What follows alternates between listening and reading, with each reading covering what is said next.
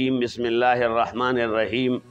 زه ټولو نه اول د نوشیره 93 چینل او نبیل وایس چینل شکریا ادا کوم چې دوی په دې دومره اهمه مسله کې کوریج کولو دپاره اکوړي ته راغلل او دې سره سره هغوی مختلف ځایونو کې تګودو کوي، علماو سره، سیاسي زعماو سره، مشرانو سره ملاویږي او دې اهمه مسله کې د هغوی رای اخلي.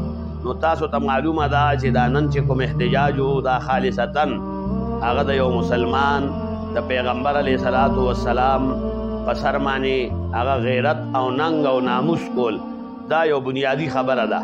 ما تقریر کې امدا خبره وکړه که نن چاته د مور کنځلو کې د پلار نو په هغې باندې هغه غوسه کېږي، د ریئکشن اظهار کوي او دې دپاره ډېر خلک هغه مرګ کولو ته هم تیارېږي.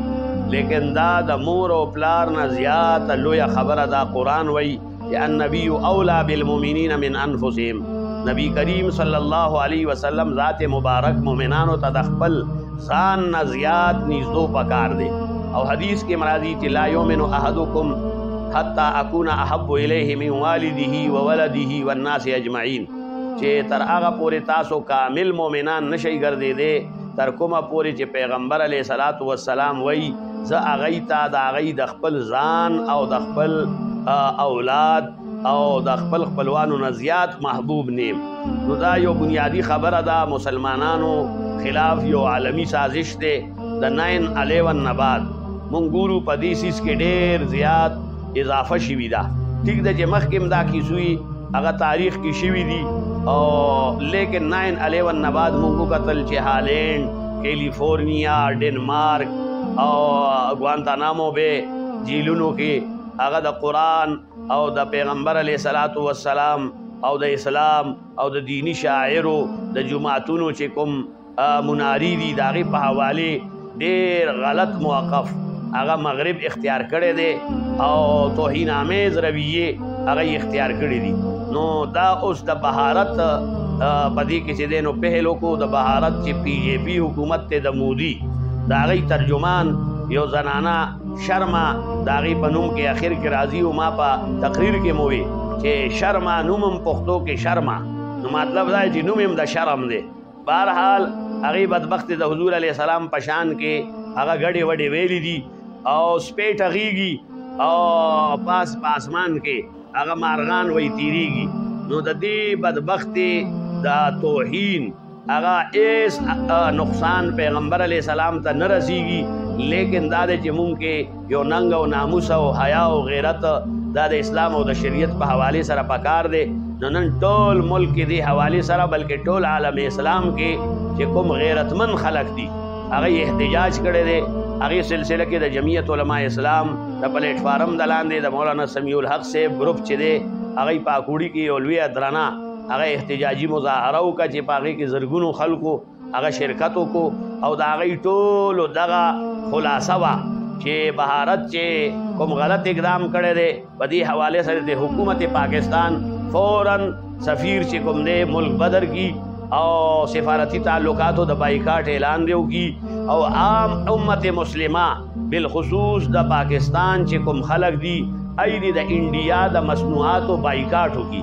زه دې حوالې سره یو ټکی اضافه کوم تاسو سره په دې انټرویو کې چې عرب ملکونو کې د انډیا چې کوم مصنوعات دي ډېر زیات دي، لکه اماراتو کې، لکه په بحرین کې، لکه په دغه کې په دوبۍ کې، لکه په سعودي عرب کې. نو دې ملکونو ته پکار دي چې سره 10 هغه د انډیا سره چې کوم د هغې کنټینر را روانې دي هغه په بحري جهازونو کې را روان دي یا بري جهازونو کې هغه فوراً هغه سیل کی او په ملک کې گویا چې د هغې مصنوعات بالکل دی په هغې باندې پابندي ولګوي.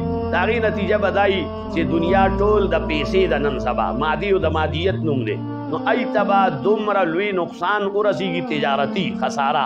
دې تجارتي خسارې د وجې نه به ای د یو دینی نقصان چې کړی دی د مسلمانانو زړه باندې گویا چې چړه چلولي ده، نو هغوی به دې ته تیار شي چې هغوی به خپل الفاظ واپس واخلي او که دا مونږ ونکړو نو بیا زمونږ مشرانو به وي ډېر لوی لوی علما تیر شوي دي، عطا الله شاه بخاري رحمت الله علیه او علامه انور شاه کشمیری رحمت الله علیه چې یاره که د یو مسلمان د پیغمبر په ذات کې هغه څوک بدې ردې ووایي، توهین وکړي، د هغې تقدس پایماله کړي، نو وایي بیا د دې مسلمان نه د ګلۍ او سپی هم ښه دی.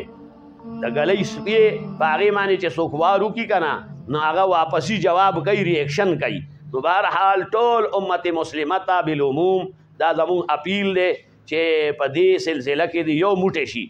او ایسي کردار هم ډېر منفي دی او یو این اوم په دې حوالې سره او بعضې خلکو په دې کې ډېر ښه کردار ادا کړی و. مخکې دور کې قذافي په یو زمانه کې یو این او کې دا خبره د یو این او هر څه شلولي وو.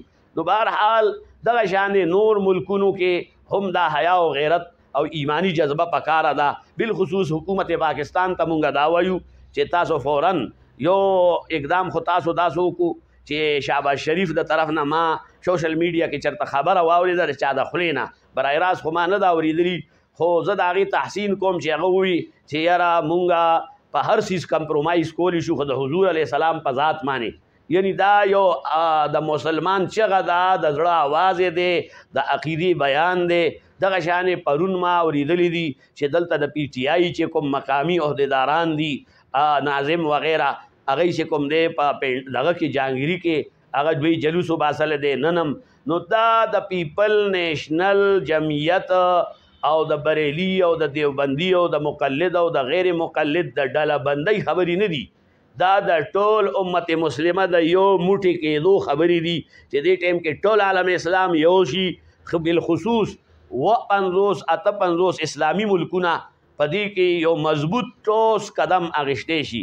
نو مونږ د دې ټول عالم اسلام حکمرانانو نه دا اپیل کوو چې د خواب غفلت نه واپس را ویښ شئ او په پیغمبر مو غیرت وکړو، نو الله بس تاسو نمونه په تاریخ کې باقی پرېږدي. لکه د سلطان عبدالحمید خان د ترکیې او د سلطان عبدالمجید خان نمونه خلک ولې اوري؟ نن خلک په عزت او په احترام سره هغوی ته تاریخ سلام ولې پیش کوي؟ هغوی د رسول الله سلم په شان کې هغه ګستاخي نه و برداشت کړي او ای په هغې باندې ودرېدلي وو. نورالدین زنګي، سلطان صلاح الدین ایوبي، کني په تاریخ کې خو ډېر باچاهان تیر شوي دي. نو بهرحال فارسی کې وایي دولت جاوید یافت هر کې نیکو نام زیست کز عقبش ذکر خیر زنده کند نام را.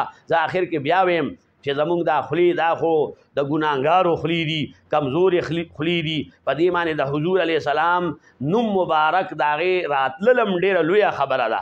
پکار دي چې مونږ دا خپله خوله زر ځله په مشکو، په عنبرو، په ګلابو ووینځو او د هغې نه بعد د حضور علیه السلام غونې عظیم شخصیت نوم دې واخلو. و آخر دعوایی ان الحمد لله رب العالمین.